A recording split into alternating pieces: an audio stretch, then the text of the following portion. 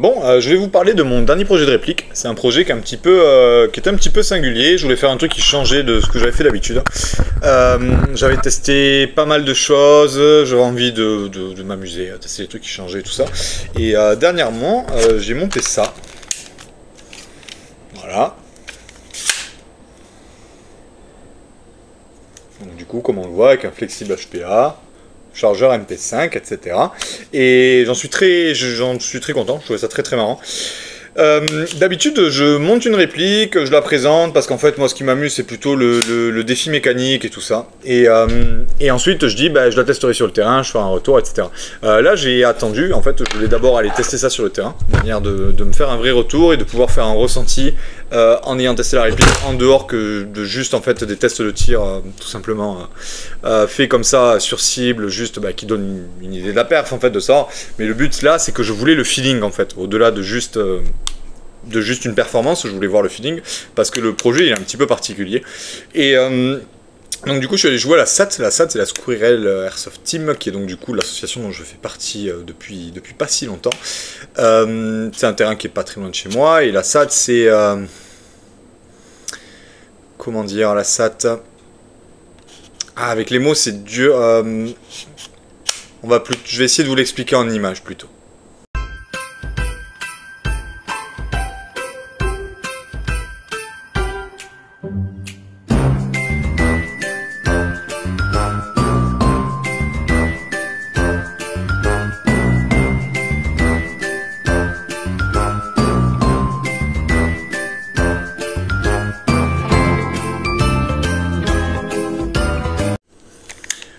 Bon, du coup, on va décrire le projet.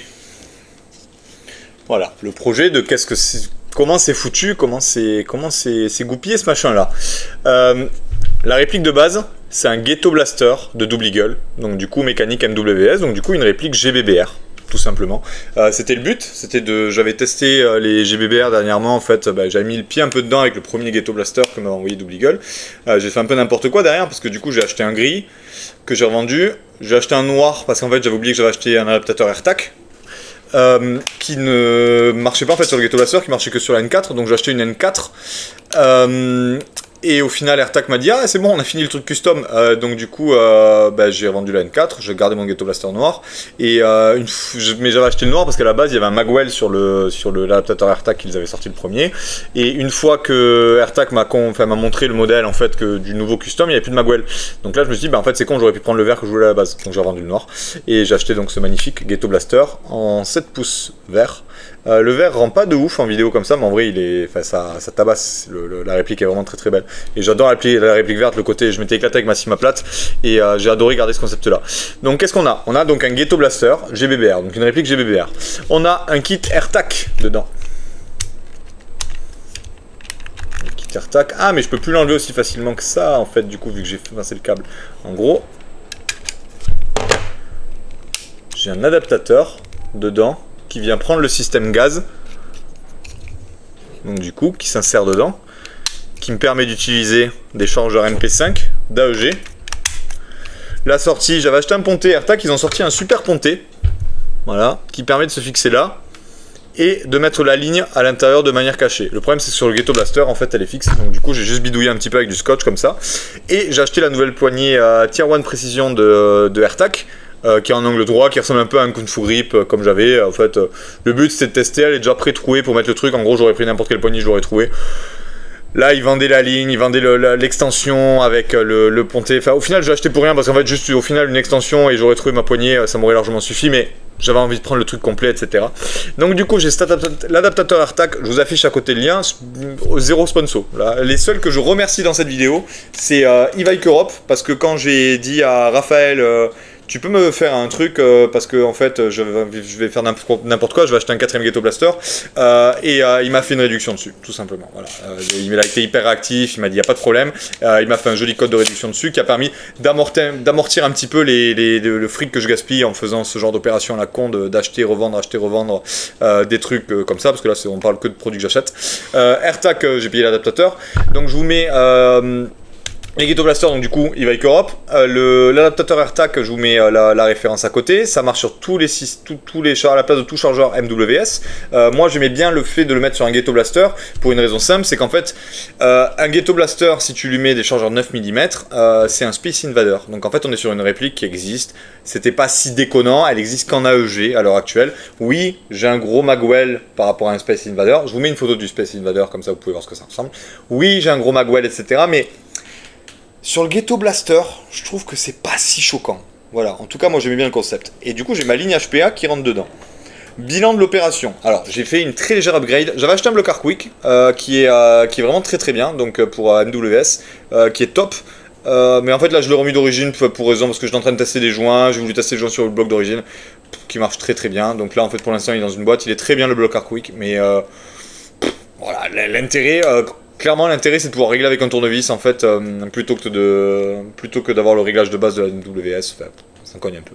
Clairement, c'est superflu. Là, j'ai juste mis un joint Silverback 60 degrés, un nub, je crois que c'est le BAFTAC que j'ai dedans, je sais plus. Enfin, un nub concave assez large, en tout cas, qui fit dans la MWS, parce qu'il ne passe pas tous dedans.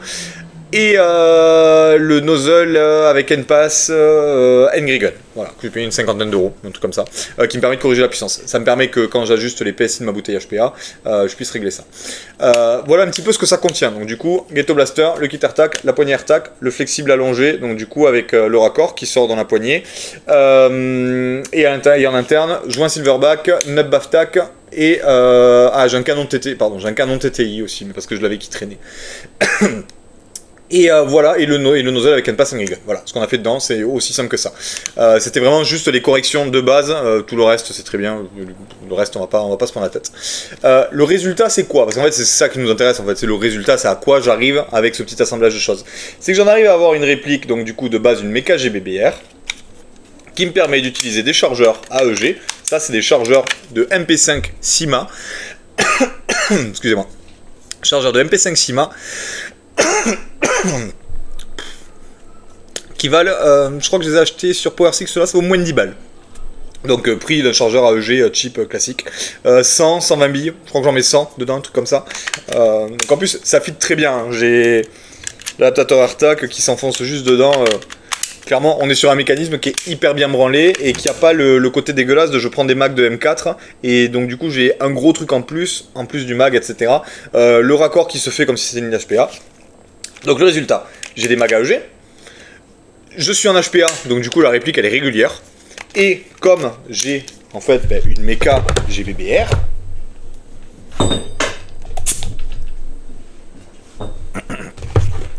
donc du coup raccordé à ma bouteille, donc le branchement vraiment type, vraiment exactement comme une réplique HPA de base, hein, je veux dire le même encombrement, je me retrouve avec une réplique qui a un kick.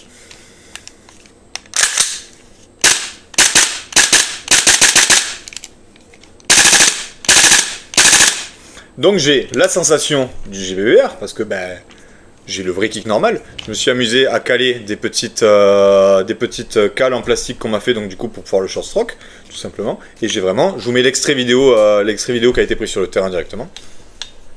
Après, de toute façon, on s'en fout.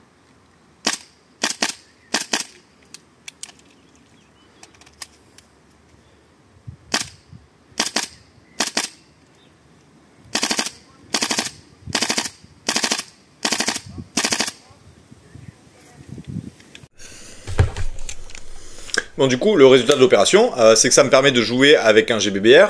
Je n'ai pas le côté chiant en fait des mags, parce que au-delà du prix en fait, personnellement, quand j'ai joué avec les mags, j'en avais acheté, j'avais pris les Guns Spotify, etc. Je crois que j'avais 7 ou 8 mags au final.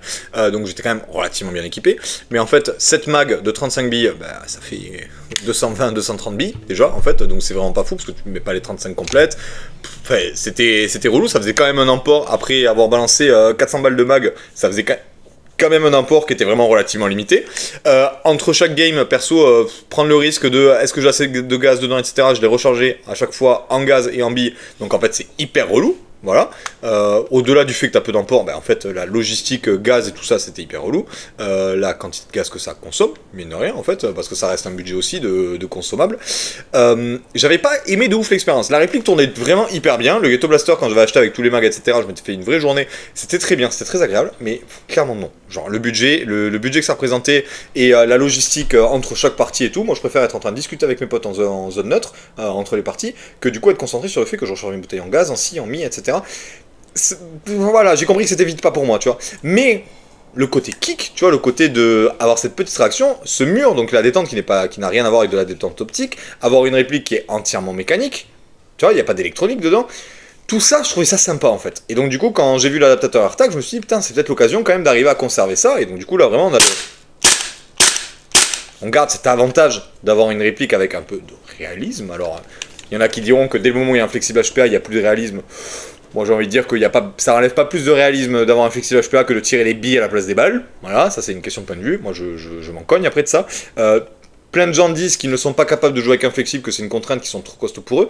Au même titre que ce que je disais avant, moi je disais que pour moi le flexible ce n'était pas possible, jusqu'à en fait réellement en utiliser un quoi. Et mettre en place, de m'équiper, d'avoir une tenue avec un passage de flexible qui soit correct et tout, et me dire, je veux garder ce flexible, comment je fais pour jouer avec correctement. Ce qui est maintenant le cas, et le flexible à l'heure actuelle n'est plus une contrainte. Sur ma partie de dimanche, il y a eu un moment où j'ai senti que j'avais un flexible par rapport à un autre truc, c'est que j'ai voulu monter sur un truc, j'ai voulu poser ma réplique en premier pour grimper, ben en fait ouais, ma réplique elle est proche de moi, j'aime pas avoir le câble trop long, donc j'ai un passage de câble qui fait qu'en fait elle est un peu court, donc en fait j'ai quand même une sangle à ma réplique, mais avant le truc j'ai fait comme ça, et j'ai posé ma réplique, et quand je suis remonté sur le truc, ma réplique elle tenait mon truc, elle tenait par ma sangle. Voilà, j'ai dû faire ça, effectivement. À ce moment-là, je me suis rendu compte que j'avais un flexible. C'est un fait, ma réplique, au-delà de ma sangle, elle est attachée à moi. Je ne peux pas m'en séparer aussi facilement que ce soit. Donc, oui, il y a un flexible. Dans la mesure où tu peux te faire en sorte que ton flexible ne soit pas un problème, c'est déjà la discussion qu'on a eue sur les vidéos où on parle d'HPA, moi je trouve que du coup c'est une super solution, parce que moi je trouve déjà que le Ghetto Blaster avec les chargeurs en 9 mm, ça a une très bonne gueule. Alors j'ai acheté deux types de chargeurs, j'ai acheté ça aussi. Parce que je voulais tester les deux. Ça, c'est moins mon délire. Voilà, moi, ça me plaît un petit peu moins, c'est Mac court. Sur le papier, à la base, je l'ai trouvé plus sympa. En réel, il me plaise moins. Moi, j'aime bien le look du Mac long. Voilà. Donc, moi, j'en suis très content. Au final, je me retrouve avec le plaisir du GBBR parce que ça bouge. À noter que dimanche, je me suis rendu compte que ça m'apporte, à titre perso, ça m'apporte pas forcément un kiff énorme dans le sens où en fait je l'oublie que ça bouge. Et par contre là où je l'oublie pas, c'est qu'à certains moments je suis un peu loin, j'ai besoin de mettre une doublette et en fait quand tu tires deux fois d'affilée, ça fait bouger ta réplique. Donc en fait ta deuxième bille, t'as pas du tout le groupement par rapport à un système HPA qui ne bouge pas du tout, où tu peux tirer deux billes d'affilée et elles ont quasiment la même trajectoire. En fait là effectivement je sens que j'ai une différence sur la deuxième bille. Donc c'est vrai que ça demande un style de jeu un petit peu différent. L'avantage, c'est que le combo avec le joint Silverback me force à utiliser de la bille très lourde. Donc j'ai joué à 1,2 joules avec de la 0,40. Parce qu'à la 0,32, j'ai déjà un petit peu trop d'effet. Et la perf, elle est incroyable. Voilà. Les joints Silverback en GBB, on le sait, ils sont incroyables. Là, jouer avec de la 0,40, clairement, c'est un mini-stipe, le machin. Je prenais un... Je sais pas, j'ai pas envie de dire de mesure à la con. Mais je prenais des très longues distances, très propres. Et vraiment... Avec le dot bien réglé, il y a plein de fois où en fait, juste en visant bien, en one shot, je touchais ce que je visais, voilà, ça marchait extrêmement bien. Donc la perf, elle est vraiment très très bonne. J'ai une perf qui est vraiment aussi bonne que sur n'importe quel bon montage que j'aurais fait. Je veux dire, n'importe quel AEG ou HPA sur lequel je me serais buté, j'aurais pas eu une portée et une précision qui serait plus costaud que ça. Au Chrony, ça me donne, parce qu'il y a quand même tout un ensemble, etc. mobile. Forcément, c'est pas comme un système HPA. Je suis entre 5 et 6 FPS à peu près d'écart. Ce qui est largement correct pour être joué sans s'en rendre compte énormément et sans que ça crée de grosses différences de groupement, je veux dire même à 50 mètres. Donc, moi, cet ensemble-là, je le trouve vachement bien. Après, je suis pas un bandeur de FS qui a besoin d'avoir un truc qui soit absolument 100% cohérent, qui a besoin qu'il n'y ait pas de flexible, etc. Je m'en cogne de tout ça. Là, c'est quand même la bonne solution pour avoir une réplique qui utilise des mags AEG, donc du coup qui sont pas chers, qui valent moins de 10 balles. Un emport, ben, autant que je veux. Si j'ai 10 mags comme ça sur moi, j'ai plus de 1000 billes d'emport. Donc si tu as envie d'aller jouer et tirer dans tous les sens, tu peux. Au final, dans toute façon, j'en avais 500 billes. Sur des games où on était vraiment entre potes en train de jouer, on était pas beaucoup, on était vraiment en train de tirer sans trop réfléchir, clairement je les vidais pas les 5 mags. Donc j'ai un emport qui est bien au-dessus de ce que je peux, mais en soi, j'aurais voulu avoir un emport, je l'ai, et puis c'est léger. Voilà, moi je fais de l'airsoft, j'ai envie de m'amuser, c'est vraiment mon but, c'est juste de kiffer. Tout ce côté réalisme, je vais pas mettre des plaques lessées dans mon gilet, clairement pas le genre de la maison.